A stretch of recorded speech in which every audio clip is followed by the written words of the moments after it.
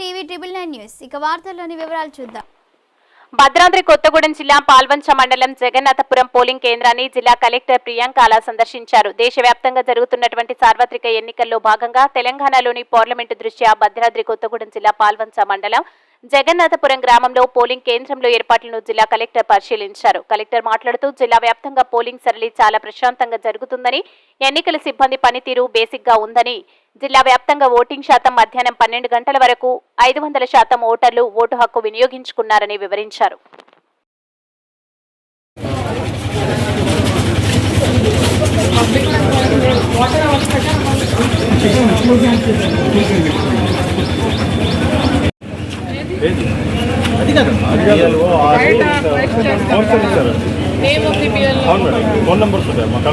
అది మీ దగ్గర రాలంటుంది.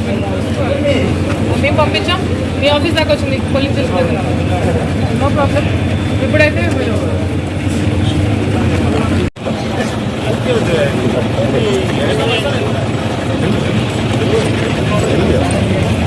ఈరోజు జరుగుతున్న మన లోక్సభ పోలింగ్ కోసం భద్రాద్రి కొత్తగూడెం జిల్లాలో పాల్వంచ మండలంలో జగన్నాథపురం పోలింగ్ స్టేషన్ విజిట్ చేయడం జరిగింది.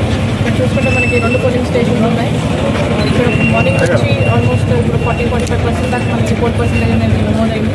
అదేవిధంగా మొత్తం జిల్లాలో కూడా చూసుకుంటే మనకి 11 o'clockకి 30% ప్లస్ రిపోర్ట్ అయింది. అండ్ 1 o'clockకి చూసుకుంటే ఇట్ ఇస్ క్లోజ్ టు 40-42% ఉంటుంది. సో మార్నింగ్ నుంచే మనకి ప్రజలంతా కూడా మార్నింగ్ 7 నుంచే మనకి పోలింగ్ స్టేషన్ దగ్గర వచ్చి ఉన్నారు.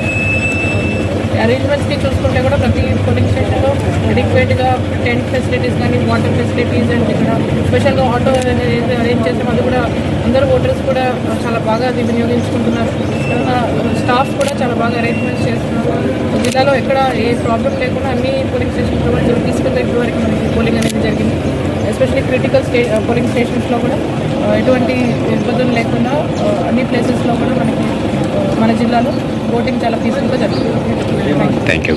హాయ్ అండి, అందరికీ నమస్కారం. నేను మీ జబర్దస్త్ రాజమౌళి.